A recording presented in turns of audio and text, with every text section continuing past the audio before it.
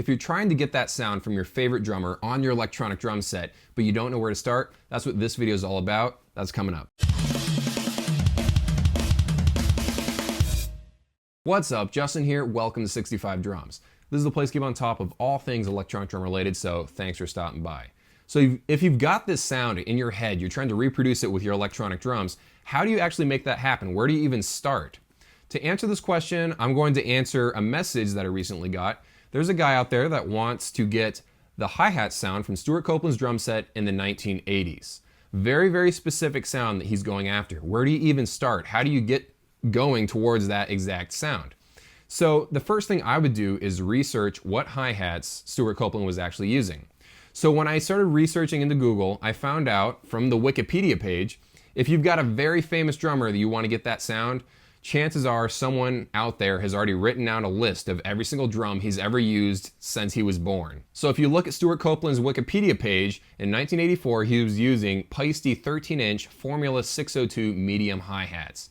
That is great information, and it's a lot to go off of actually, because we know the size of the hi-hat, we know the hi-hat brand, and we know the thickness of the hi-hat. So that gives us a really good starting point. The next thing I would do is type this into YouTube. Just type that hi-hat or whatever drum you're looking for into YouTube. This brought up a video from a company that just sells cymbals. They've got a cool YouTube channel where they just videotape themselves playing a cymbal, and then they have the model number of that cymbal. You can actually buy that exact cymbal. This isn't a sponsored video, I'm just saying it's a cool idea that they have. So he was playing that exact set of hi-hats that Stewart Copland was using in 1984. You might be wondering why I'm even listening to videos of the actual hi-hats when we have the actual album to go off of. The reason why you want to do this is because you can start figuring out what are the differences between the dry sound of the hi-hats versus the sound from the album. Was there delay used? What kind of compression? Does it sound like it has compression on it? What did they do with the EQ to make it that iconic sound that's on the album? You can start seeing little similarities and differences between the two hi-hats and figure out what might have happened in between, all right? So now that you've done the research, you know what the hi-hat sounded like originally, dry, you know what kind of hi-hat it is, you know the thickness of the hi-hat, you know how wide the hi-hat is, you have a lot of information to go off of now. So go in your drum module, this is the free way to get the sound, go in your drum module, find something that's in the ballpark range, all right, and then start tuning the cymbal so it sort of rings at the same pitch as the sound of the actual hi-hats from the album, all right? From there on, all you'll be able to do is probably EQ the hi-hat, okay? Because drum modules don't give you a ton of control over the sound, it's just they're pretty limited. If you have something really high-end, like a Roland TD50, you get a lot more control. You can actually change the cymbal thickness, the cymbal size. You can add effects like delay and reverb, and you can adjust EQ of just the hi-hat, not the entire drum set. So you have more controls in a higher-end drum module, but still, you're trying to force probably something like a Zildjian set of hi-hats, and you're trying to force them to sound like a set of Paistes from the 1980s. You're not going to get an exact sound that way. You're just going to kind of get in the ballpark. But that's how you do it. You do the research, and then you find a similar sounding hi-hat, and you start adding effects that you think were used because you learned what it sounded like dry originally, and then you know what the hi-hat from the album sounds like. Okay, that will give you in the ballpark range. What about something that's a little more closer to the actual sound you're going for?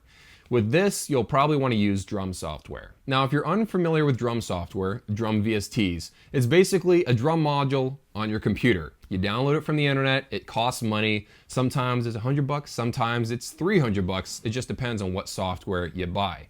Now, to figure out what drum software you want to buy, you use the information you gained during your research phase. So I started researching, looking around on the internet, trying to find any drum software that has those hi-hats, and I came pretty darn close.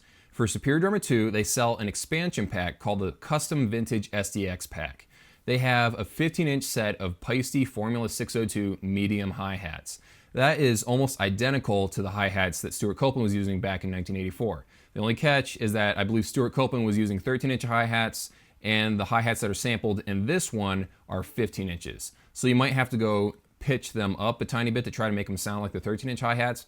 But this is really, really close. It's the same exact brand, Paiste. It's the exact same series, the Formula 602, and it's the exact same thickness. They're both medium hi-hats. The only problem is that it's an expansion pack for Superior Drummer 2, which means it's expensive.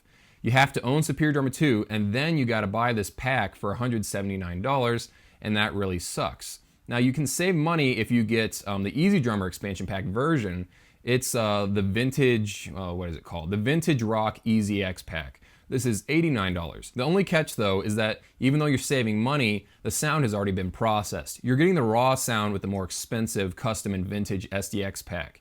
So you're gonna get more drums, and it's gonna be like the raw sound that you can really dig into and customize the sound to your liking. So if you're going for an exact sound, you'll probably want to go with the custom and vintage SDX pack. I also need to mention something that's very important.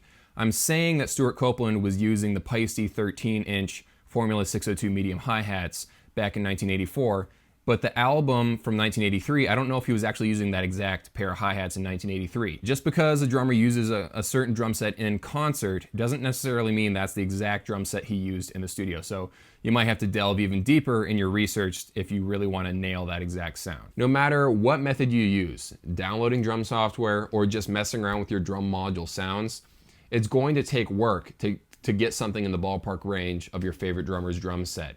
I'm not saying this is easy, I'm just saying that it's possible. Nearly any sound you want is possible, but it's going to take work, and you're probably gonna have to learn a little bit of mixing along the way. Now, what I wanna know is, how did you achieve your favorite drummer's drum set sounds? Because I know there's a lot of you out there that did the research, you found the drum software that had the sound you were looking for, or you found the drum module that had the sound you were looking for.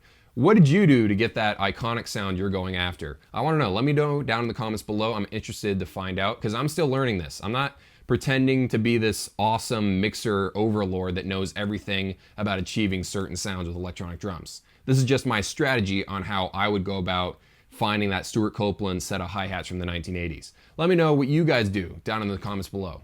Hope you guys enjoyed the video. Thank you so much for watching. See you in a few.